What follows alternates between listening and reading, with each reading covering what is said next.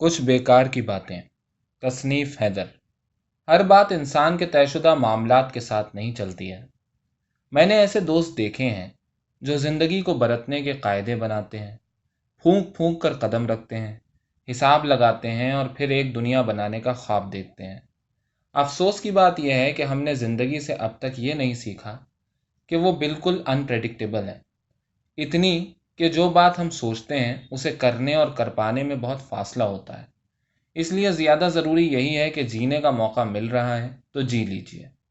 جس دوپہر آپ کا دل لمبی تان کر سونے کا چاہ رہا ہو، اگر اس دوپہر آپ کسی دفتر کی چپچپی کرسی پر تشریف چپکائے بیٹھے ہوئے ہیں تو آپ بے وقوف ہیں۔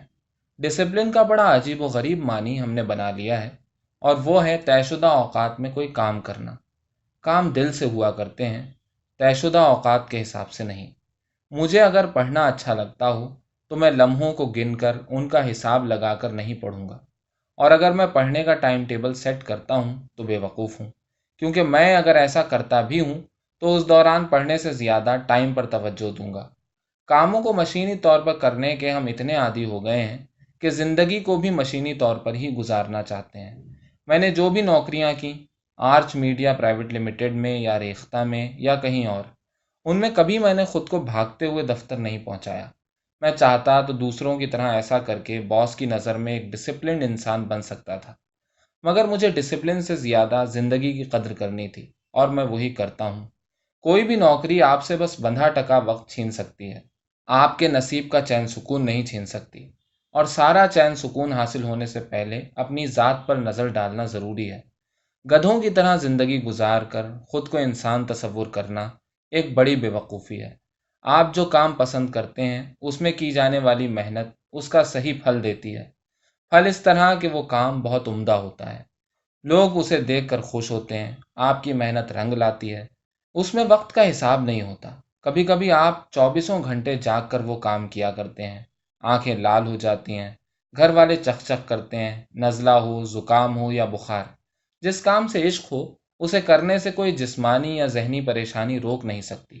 میں نے بہت پریشان کن حالات میں بھی ادبی کام کیے ہیں جو مجھے اچھے لگتے ہیں۔ جن دنوں نہیں اچھے لگتے نہیں کرتا ہوں۔ جن پروڈکشن ہاؤسز میں میں کام کیا کرتا تھا ان میں سے کسی ایک دن میں، 4 سال پہلے کی بات ہے، مجھ سے کسی پروڈیوسر نے کہا کہ تصنیف، پروفیشنل رائٹنگ کا مطلب ہے وقت پر کام کر کے دینا اور اچھا کام کر کے دینا۔ رائٹنگ اس فیلڈ میں صرف آرٹ نہیں ہے بلکہ ذمہ داری ہے۔ میں نے اس سے کہا کہ ذمہ داری کیا ہے، صرف کام کر دینا یا کام کو اچھی طرح کرنا؟ اس نے جواب دیا کہ اچھی طرح کرنا۔ میں نے کہا کہ اگر میں 2 ہفتوں تک کچھ اچھا سوچ ہی نہ سکوں تو اچھا کیسے لکھوں گا؟ اور اگر اچھا نہیں لکھوں گا تو پہلی ذمہ داری ہی نہیں نبھا پاؤں گا، دوسری کا کیا بنے گا؟ اسی طرح ایک دن میری ایک دوست نے مجھے ٹوکا تھا۔ اس نے کہا کہ تصنیف، تمہیں ڈائلاگز نہیں لکھنے آتے، تم یہ مت لکھا کرو۔ اس دن سے میں نے ڈائلاگ رائٹنگ کا کام لینا بند کر دیا۔ مجھے واقعی احساس ہوا کہ میں نے کچھ غلط کام لے لیا تھا۔ ایسے اور بھی بہت سے کام ہیں جن کو کر کے ان میں ناکامی اٹھانے کے بعد میں نے تہیہ کیا کہ دوبارہ ان کی طرف کبھی رخ نہیں کروں گا۔ ہمارے ایک دوست اور خیر خواہ ہیں طارق فیضی۔ انہوں نے مجھے ایک دفعہ سخت پریشانی کے عالم میں ایک انگریزی ناول کا ترجمہ کرنے کے لیے دیا۔ میں نے اسے جلد از جلد کر دیا۔ اس زمانے میں انگریزی ناول کا ترجمہ کرنے پر ایک فخر کا احساس بھی ہوا تھا۔ اس ترجمے کی قیمت بہت کم ملی تھی، مگر مجبوری تھی، کیونکہ میں خود ترجمے کے کام کی اہمیت اور قیمتوں کو ٹھیک سے نہیں جانتا تھا۔ Tariq Faizi Urdu press club international کے جنرل سیکرٹری ہیں اور بہت یارباش قسم کے آدمی ہیں، اور کھلکھلانے، کھل کر زندگی بتانے کے قائل ہیں۔ ہر سال دبئی میں ایک عالمی مشاعرہ کرتے ہیں اور بہت کامیاب قسم کی زندگی گزار رہے ہیں۔ سیاست، فلم اور دوسرے تمام شعبوں میں ان کی شناسائی بہت اچھے لوگوں سے ہے۔ وہ کام دبئی میں ہی رہنے والے کسی ہندوستانی مزاج شخص کا تھا۔ میں نے جو ترجمہ کیا سو کیا۔ اس پر ایکسائٹمنٹ میں ایک دیباچہ بھی لکھا۔ وہ ایرانی پس منظر میں لکھا گیا ایک انگریزی ناول تھا۔ ایک تو ناول بہت پھسپھسا تھا، دوسرے نہایت خراب ترجمہ۔ اس پر بے ڈھنگے قسم کا دیباچہ جس میں بلا سبب کی اوٹ پٹانگ باتیں میں نے بھر دی تھیں۔ اس وقت میرے ایک دوست فیاض احمد وجی نے مجھے بہت برا بھلا کہا تھا۔ میری ان سے اس معاملے پر کچھ انبن بھی ہو گئی، مگر ان کی بات صحیح تھی، جس کا بعد میں مجھے اندازہ ہوا۔ اصل میں ان کے آئینہ دکھانے سے کچھ کھسیا گیا تھا۔ ترجمے کی خرابی کا سارا بھگتان طارق صاحب نے جھیلا۔ ان کا تعلق بھی اس شخص سے کچھ خراب ہوا۔ مگر طارق فیضی کی زندہ دلی پر میں حیران رہ گیا کہ انہوں نے مجھ سے ایک حرف بھی خراب نہ کہا، بس مجھے یہی سمجھایا کہ تصنیف کام نہ کرو، کوئی کام 2 سال تک نہ کرو، مگر جب کرو تو ایسا کہ دنیا اشش کر اٹھے۔ تب میں نے فیصلہ کیا کہ کاموں میں جلد بازی اچھی چیز نہیں۔ لوگ جسے پرفیکٹ کام کہا کرتے ہیں اس کا کوئی وجود نہیں۔ اول تو اچھا کام انتخاب کرنے کا موقع ہم جیسوں کو ملتا ہی کہاں ہے۔ جو کام دے دیا گیا ہے وہ بس کرنا ہے، اور اس لیے کرنا ہے تاکہ دوسرے اس سے بہت سا فائدہ حاصل کریں۔ میں ایک پروڈکشن ہاؤس کے لیے کام کرتا تھا۔ ان کا طریقہ یہ تھا کہ وہ مجھے کام بتاتے اور کہتے کہ اطمینان سے کرنا یا پھر انکار کر دینا۔ میرا ذاتی تجربہ ہے کہ آج تک ان کے جتنے کام میں نے کر کے دیے وہ ان کی بیسٹ ڈیل کے طور پر انہیں دستیاب ہوئے۔ طے شدہ وقت میں آپ وہی کام کر سکتے ہیں جس میں ہر وقت آپ کا دل لگا ہوا ہو۔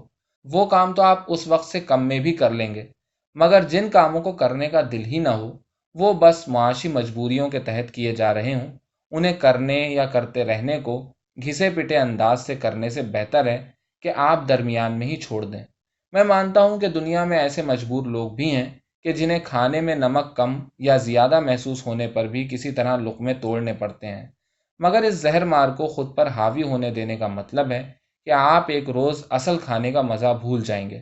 میں اصل کھانے کا مزہ بھولنا نہیں چاہتا، یہ میرے وجود کا مسئلہ ہے۔ ہو سکتا ہے کہ آپ زندگی پر ڈسپلن کو زیادہ ترجیح دیتے ہوں، جیسے بہت سے لوگ زندگی پر مذہب کو، قومیت کو یا پھر محبت کو ترجیح دیتے ہیں اور ان کے لیے مارنے مرنے پر آمادہ ہو جاتے ہیں۔ میں وہ کام نہیں کر سکتا، چنانچہ یہ کرتا ہوں اور خوش رہتا ہوں۔ ادبی کاموں میں بھی میں کبھی کبھی جب بہت اکتا جاتا ہوں تو اچھی سے اچھی کتاب کو اسی وقت بند کر دیتا ہوں۔ زبردستی کسی ایک لائن کو بھی پڑھنا میرے لیے بڑا مشکل کام ہے۔ مجھ سے لوگوں نے اکثر شکایت کی ہے کہ ہم نے آپ کو بہت سی نظمیں، غزلیں اور نہ جانے کیا کچھ بھیجا ہے، آپ نے کبھی نہیں دیکھا۔ یقین جانیے کہ اگر میں انہیں دیکھنے لگوں اور خود کے ساتھ ہلکی سی بھی زبردستی کروں تو ممکن ہے کہ بہت اچھی چیز بھی میرے سر سے گزر جائے اور مجھے اس کا احساس تک نہ ہو۔ یوں تو ہمارا اندرونی سسٹم کسی اجگر کے بگڑے ہوئے ہاضمے کی طرح سڑتا جا رہا ہے، مگر ہم لوگوں میں شوق پیدا کرنے کے بجائے اسے مار رہے ہیں۔ آفرین میری ایک دوست ہوا کرتی تھی۔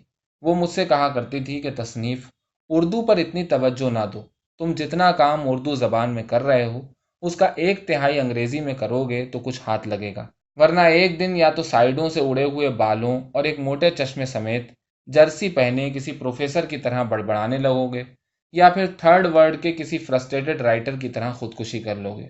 مجھے اب اس کی باتوں پر ہلکا ہلکا سا یقین آنے لگا ہے۔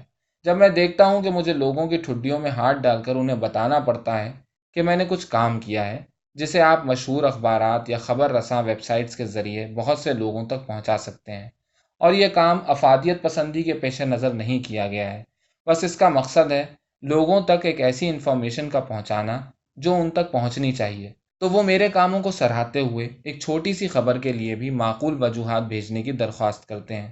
ان کی غلطی نہیں ہے، کسی شرمندہ و شیریں زبان کے لیے تگ و دو کرنے والے کو ایسی کوئی خاص اہمیت حاصل بھی نہیں ہونی چاہیے۔ بہرحال ان واقعات پر مجھے کلدیپ نیر کا ایک واقعہ یاد آتا ہے۔ انہوں نے لکھا ہے کہ جب وہ دلی میں اردو کے ایک اخبار انجام کے لیے کام کر رہے تھے تو انہی دنوں اس کے ایک دفتر میں ایک بوڑھے شخص نے انہیں مشورہ دیا کہ بیٹا، اردو کا زمانہ لد گیا، اگر چاہتے ہو کہ کسی زبان میں لکھ کر دوسروں کے دست نگر نہ بنو تو انگریزی میں لکھا کرو۔ وہ بوڑھا کوئی اور نہیں، اردو صحافت کا ایک زریں باپ تھا جسے دنیا حسرت موہانی کے نام سے جانتی تھی۔ بہرحال ابھی تک وہ نوبت نہیں آئی کہ مجھے اردو میں لکھ کر شرمندہ ہونا پڑے، لیکن ہاں آ بھی سکتی ہے، اس لیے اس بارے میں کچھ سنجیدگی سے سوچنا ضروری ہے۔ میرا ایک دوست گورو اور میں ایک دفعہ یوسف سرائے کی سڑک پر رات کو 3 بجے ایک نالے کی پائری پر بیٹھے تھے۔ ادھر ادھر کتے منڈرا رہے تھے۔ ہم کسی ٹھیلے سے خریدا ہوا ایک چھوٹا سا برگر ان دنوں بڑے شوق سے کھایا کرتے تھے۔ گورو اس دن یہی سوچ کر بہت پریشان تھا کہ اس نے ہندی میڈیم سے کیوں پڑھائی کی۔ میں نے اس سے کہا کہ واقعی ہم دونوں لوگ بڑے عجیب و غریب منظر میں پھنسے ہوئے لوگ ہیں۔ سین یہ ہے کہ ایک قوم تھی جس نے خود کو زبان اور مذہب کی ایک بڑی سی تلوار سے آدھا آدھا کاٹ لیا۔ خون اچھلا، ہاتھ پیر تڑپے، جڑواں جسموں سے تڑپ تڑپ کر ہزاروں روحیں چیختی چلاتی آسمانوں کی طرف دوڑنے لگیں۔ چاند سرخ ہو گیا، بادل گاڑھے اور زہر آلود، پٹریوں پر خون کے سیاہ دھبے جو آتی جاتی ٹرینوں سے لٹکتی ہوئی لاشوں کی زبانوں پر ثبت ہوتے رہے، مگر اس پوری چیخ پکار और लड़ाई भिड़ाई का जो बुनियादी मकसद था, दो लोग, एक हिंदू एक मुसलमान, आज वो दोनों ही एक नाले की पायरी पर बैठे हैं, आसपास कुत्ते मंडरा रहे हैं और एक ठेले से खरीदा हुआ बर्गर खाते हुए अपनी मादरी जबान को गालियां दे रहे हैं।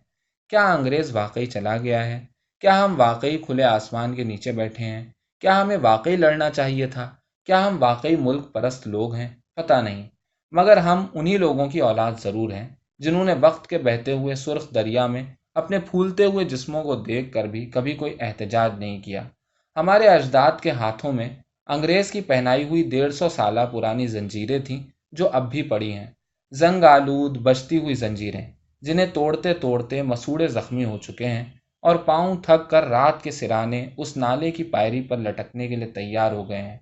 अब क्या फ़र्क पड़ता है कि ये पैर ताफुन फैलाती हुई सियाह लहरों की जानिब हैं या फिर कालक उगलती हुई ऊबड़ खाबड़ सड़क की तरफ।